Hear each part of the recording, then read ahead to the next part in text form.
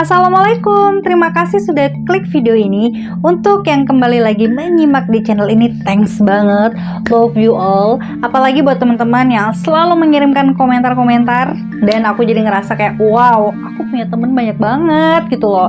Dan sering-sering ya buat teman-teman berkomentar agar kita bisa saling kenal, ya gak sih? Dan apa kabar kalian? Semoga semua dalam keadaan sehat, bahagia, dan tentunya diberikan kelancaran rezeki, amin. Nah, siapa nih di antara teman-teman yang saat ini telah menikah? Kelihatannya cukup banyak ya. Nah, tentunya karakter dari pasangan kita tuh kan berbeda-beda. Ada yang romantis banget, terus sering kasih surprise ya kan. Dan gak sedikit juga nih banyak pasangan yang sering share kemesraannya di sosial media. Terus ada juga yang kebalikannya, pasangannya tuh cuek banget gitu ya, sampai saat sakit atau meriang itu kayaknya nggak pernah dipeduliin. Padahal sebenarnya doi itu sayang banget sama dia, ya kan?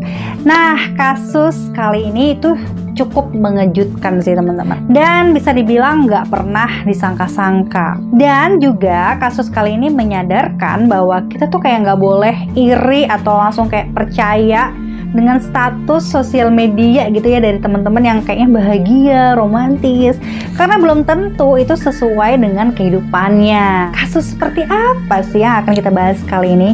Udahlah, daripada penasaran, langsung aja yuk kupas tuntas di channel Rikaro.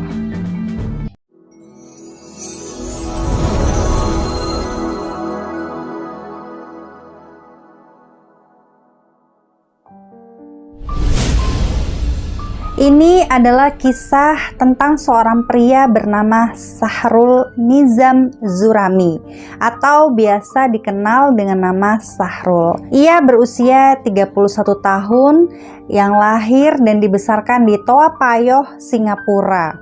Di tahun 2018, dia menikah dengan seorang wanita cantik bernama Nur Fazera binti Bidin, berusia 27 tahun. Nur Fazera ini ternyata sebelumnya pernah menikah dan dikaruniai seorang anak laki-laki bernama Muhammad Iman Ashraf. Setelah mereka berdua menikah, akhirnya mereka menetap di sebuah rumah yang cukup sederhana berlokasi di Taman Merdeka Jaya, Malaysia. Jadi ini adalah kasus yang terjadi di Malaysia ya teman-teman. Menurut beberapa tetangganya, Sahrul dikenal sebagai suami yang sangat romantis, baik hati, dan juga bertanggung jawab. Hal ini terlihat di akun Facebooknya. Ternyata dia sering memberikan kata-kata romantis untuk keluarga kecilnya di postingan status Facebooknya. Dan untuk memenuhi kebutuhan sehari-hari, diketahui Sahrul ini berprofesi sebagai seorang tukang kebun. Namun, meskipun dia dikenal sangat baik oleh beberapa tetangganya, ternyata menurut istrinya sendiri, Sahrul adalah sosok seorang suami yang sangat pemarah dan temperamental. Bahkan jikalau ada permasalahan yang kecil, Sahrul ini tidak segan-segan untuk membuatnya menjadi suatu masalah yang sangat besar.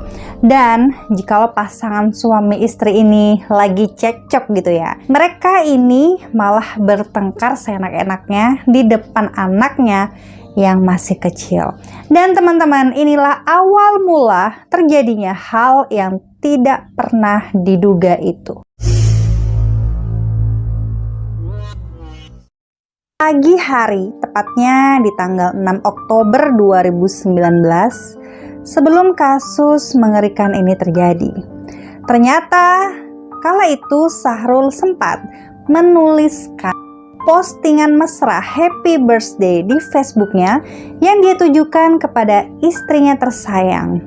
Di sana dia menuliskan, "Dear istriku, usiamu kini semakin bertambah.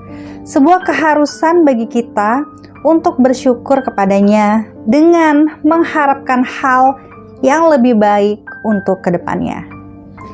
Menurut pengakuan dari Sahrul, pada malam harinya, kurang lebih jam 9 malam, di sana Sahrul memberikan hadiah ulang tahun kepada istrinya.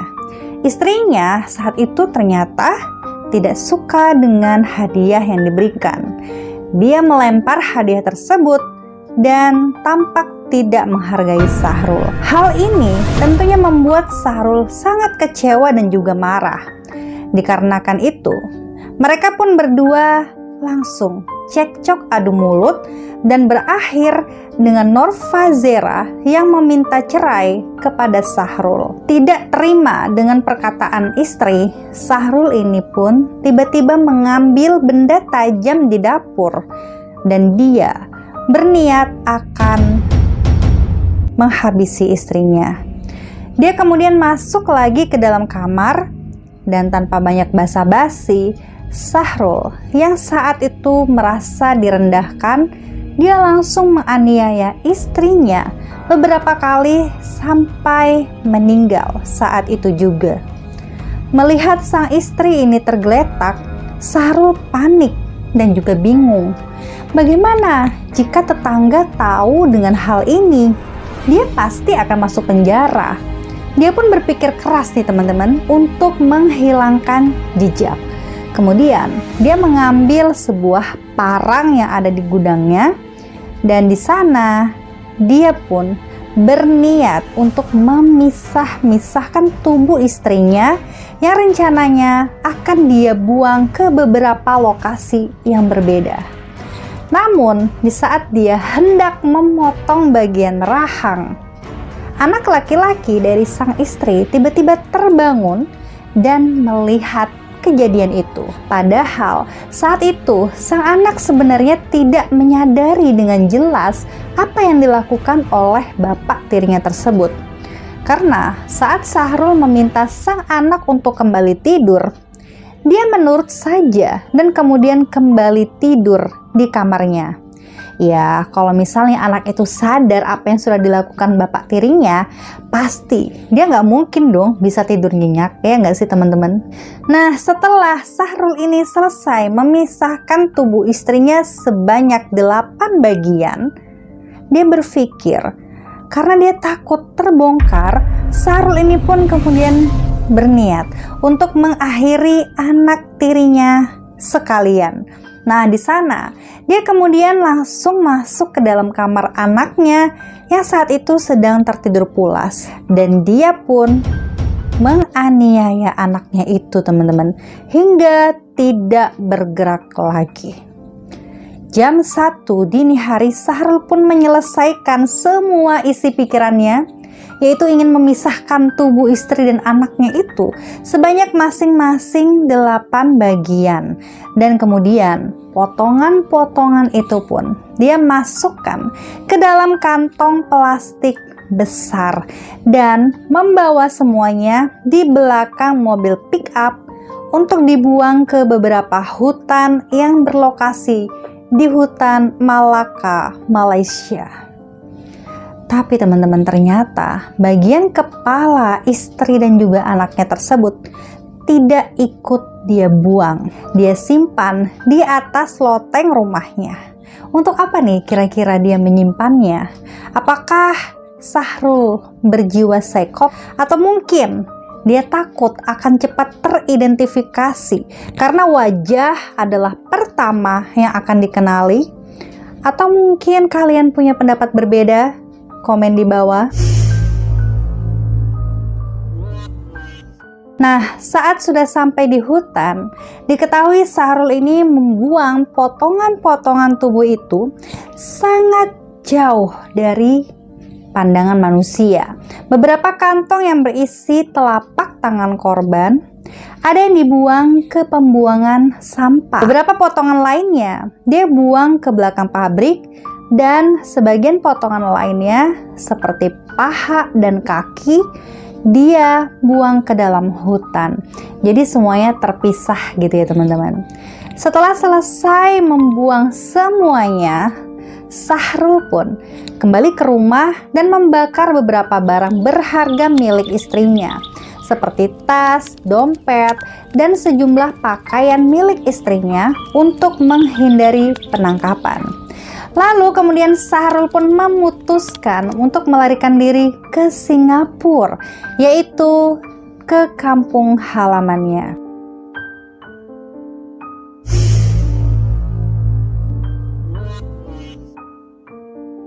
Akhirnya teman-teman, di tanggal 11 Oktober tahun 2019, tiba-tiba seorang laki-laki yang berprofesi sebagai pemotong rumput, dia bernama Rosli, merasa heran dikarenakan hari itu tepatnya jam 4 sore, dia tiba-tiba mencium bau busuk yang sangat menyengat yang berasal dari sebuah parit.